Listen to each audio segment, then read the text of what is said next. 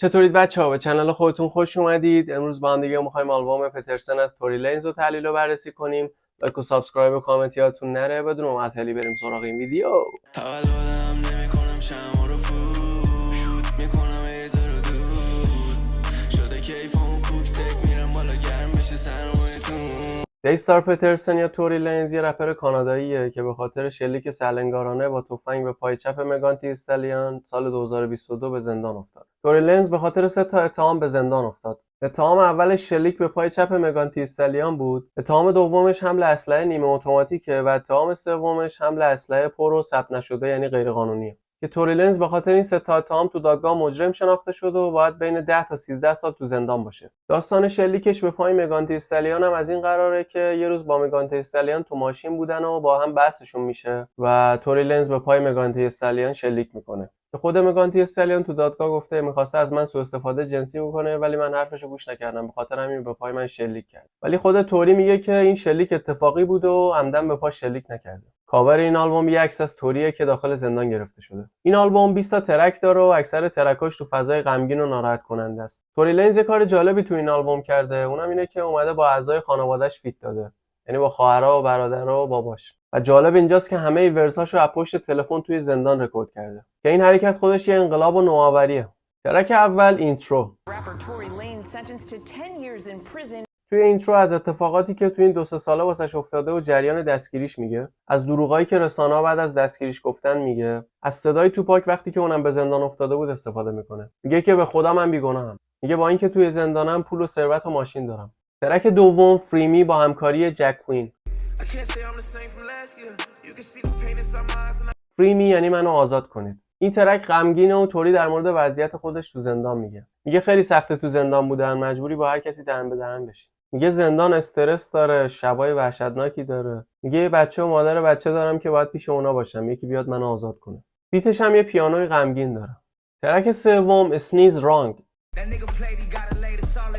که به معنی عطسه یا تحقیر اشتباهیه. بیت این ترک هم غمگینه. توی این ترک میاد از اتفاقاتی که توی زندان واسش میفته دوباره میخونه. بیشتر راجع به دعواها و قتلایی که تو زندان اتفاق میفته میگه و میگه هر کسی با هر کسی اشتباهی درگیر بشه تاوانش مرگه. میاد کیرگوزی میکنه و میگه من تو زندان رفیق دارم، اگه باهم درگیر بشید میکشمتون. کلا از جزئیات و شرایطش تو زندان میگه. با اینکه ترک‌ها رو از پشت تلفن ضبط کرده، میکس مسترش انقدر خوبه که آدم متوجه نمیشه.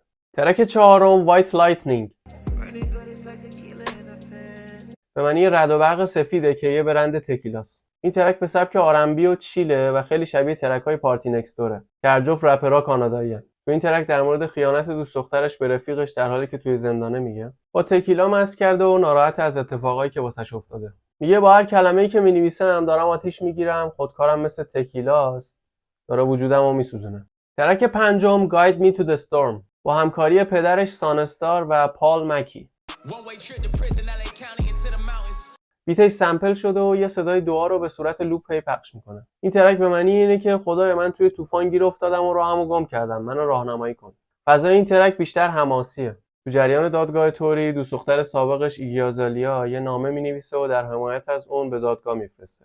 که توری هم تو این ترک اسمشو میاره و میگه بیا با هم باشیم و عاشقتم. بعدش میاد از جزئیات سختی تو زندان بودن میگه و میگه به جای اینکه شب عید پیش خانواده‌ام و بچه‌م باشم، الان باید تو زندان باشم. میگه همه رسانه‌ها و سلبریتی‌ها اخبار ضد من پخش میکنن. آخر ترک هم صدای باباش پخش میشه که با یه لحن جالب رپی دعا میکنه واسه آزادی پسرش و میگه اون بیگناهه. ترک ششم ناین ساید و آمیتیست. این ترک به معنی یاقوت نه‌ضلعی بنفشه که اسم شناسنامه‌ای ایگی آزالیا هم هست. میتونه به شکل بدن ایگی آزالیا هم اشاره داشته باشه. این ترک 2 پارت و بیت سویچه. توی پارت 1 توری پوز ثروتشو میده و از ایگی میخواد که بهش زنگ بزنه و میگه اشتباهی قبلیشو دیگه تکرار نمیکنه و بهش بی‌احترامی نمیکنه. توی این ترک غیر مستقیم میگه گور بابای مگان کاش با ایگی میموندم. آخه متی که کوتوله با قد 160 میخوای با ایگی 178 باشی، 20 سانت فاصلتونه. جای بچه‌شی، یا بچه‌ش هم کوتاه‌تره.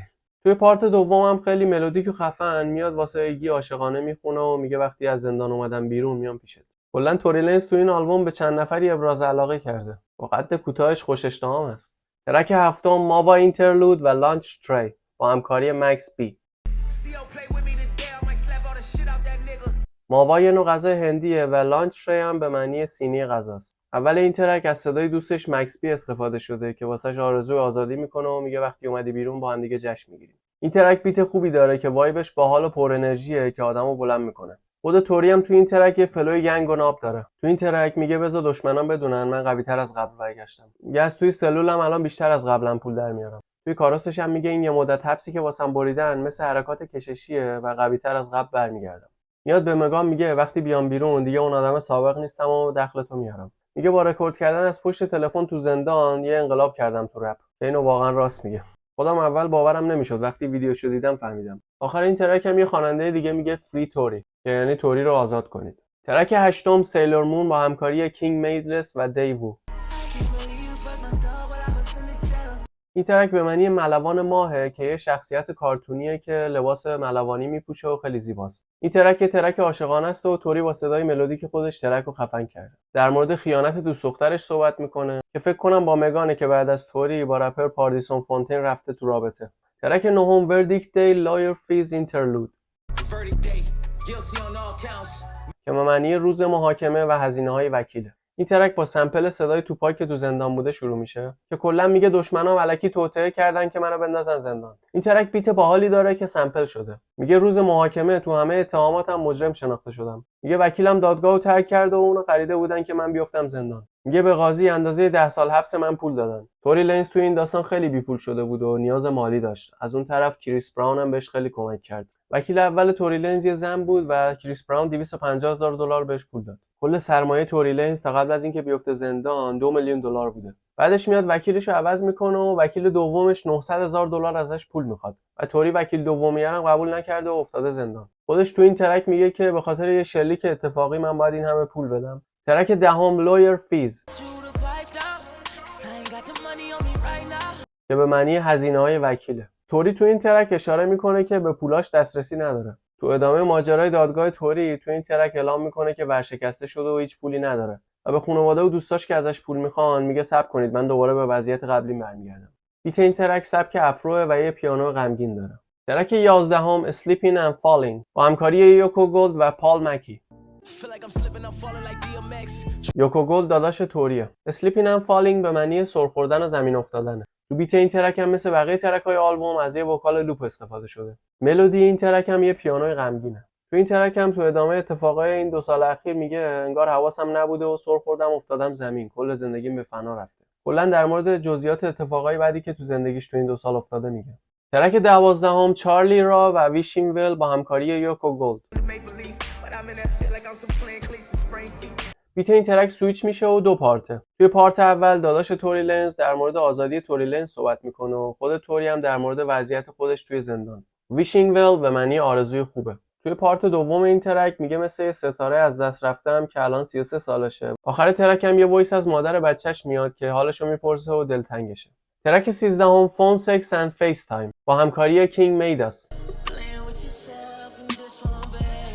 فون سکس به معنی سکس تلفنی از راه دوره و فیس تایم هم یه برنامه‌ای توی آیفون که باهاش تماس تصویری میگیرن. این ترک هم 2 پارت و توی پارت 1 میاد میگه من تمام روز تنهام، بیا با هم سکس تلفنی کن. که این ترک بیشتر ملودیک و عاشقانه است. پارت 2 هم بیت عوض میشه و میگه بیا فیس تایم عشق بازی کنیم. ترک 14 TDF و الی کانی جل با همکاری دستینی. دستینی خواهر توری لنز. TDF مخفف Turning Down Fades به معنی تموم کردن دعوای تو زندان. این ترک هم 2 پارت و بیت سویچه، هر 2 پارتش هم باحاله. پارت 1 TDF که توی این پارت میاد میگه من داشتم پیشرفت میکردم و اونا چشم دیدن ستاره شدن منو نداشتن. واسه همین منو 10 سال فرستادن زندان. پارت 2 الی کانی جل به معنی زندان شهرستان لس آنجلسه. تو این پارت هم در مورد دعوای الکی و قلدری و تغییرهای زندانیا صحبت میکنه که هر روز همین داستان تکرار میشه. و دوباره میگه تنها کسی که کمکم کرد کریس براون بود. کلمه فیدی اصطلاح واسه دعوا تو زندان. ترک 15 گنگلند و فارجنتینا فوراور با همکاری ولف گنگ و کایلن پترسون.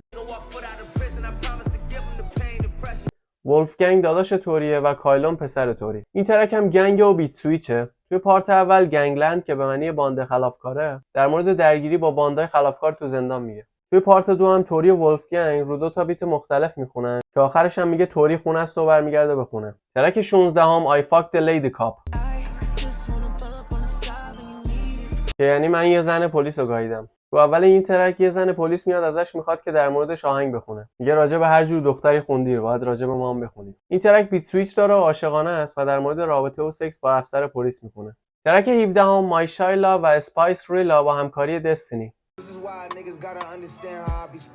که دستینی خواهر توری لنزه. شایلا به معنی الهه پریانه که مای شایلا یعنی خدای من.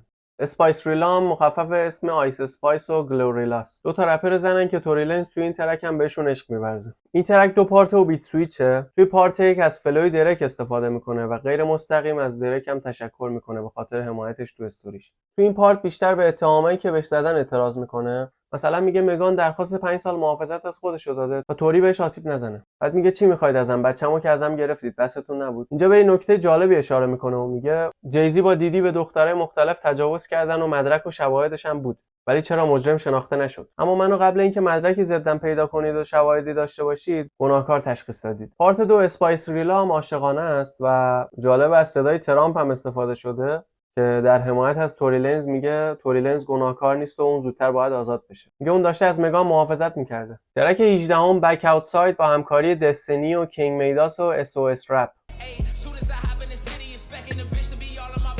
بک اوتساید به معنی بیرون اومدن از زندانه. دستینی خواهر توری و SOS رپ هم داداشش. این ترک هم گنگ و بیت سویچ داره. اونایی که واسش پاپوش دوختن رو تهدید میکنه و میگه اگه بیام بیرون حسابتون رو میرسم. میگه مگان اومد با هیله‌گری باهم بخوابه ولی واسم دردسر درست کرد. ورس دوم هم بیت اولد داره و داداش توری میخونه. میگه اگه مشکلی واسه خانواده‌مون پیش بیاد ما همگی پشت همیم. داداش توری قبول میکنه که توری گناهکاره. جالبه توری دوباره از توی زندان کیرگوزی میکنه و به دشمناش میگه قاتل دارم که میام میکشنتون. تو این ترک ملودیک میخونه و درخواست آزادی میکنه. میگه تو این مدتی که تو زندان بودم انگار تو جاده مرگ بودم، باید به لیبل دفرو ملحق بشم که دفرو به معنی همون جاده مرگ. ترک 19 هم تی بیز اینترلود و لایو فون ریکوردینگ. تی بی مخفف تکست بک یعنی جواب پیامو دادن. این ترک هم عاشقانه است و بیت چیل داره، به پارتنرش امیدواری میده و میگه آماده باش من میام خونه عشق بازی کنیم. این ترک جواب پیام‌های پارتنرشه که به صورت زنده رکورد کرده. ترک 20 و ترک آخر این آلبوم فری توری. این ترک باحالیه و بیت و وایب آزادی داره. تو این ترک توری قافیه بازی باحالی میکنه و از همه دوستاش میخواد که واسه آزادیش قدم بردارن. تو این ترک از کلمه فری توری به عنوان لوپ استفاده شده. اینترو این ترک با صدای خواهر کوچیکه توری لنز شروع میشه که واسه آزادی داداشش شعر نوشته. تو وسط این ترک هم یه تیکه لاتین و مکزیکی صحبت میکنه. آخر این ترک هم از خدا تشکر میکنه واسه اینکه تونست این آلبومو جمع کنه و از کریس براون و همه کسایی که بهش کمک کردن هم تشکر میکنه. خب اینم از تحلیل و بررسی آلبوم توری لنز. امیدواریم که اگر بیگناهه به زودی آزاد بشه. لایک و سابسکرایب و کامنت یادتون نره. از کانال من حمایت کنید تا ویدیوی بعدی. بدرود.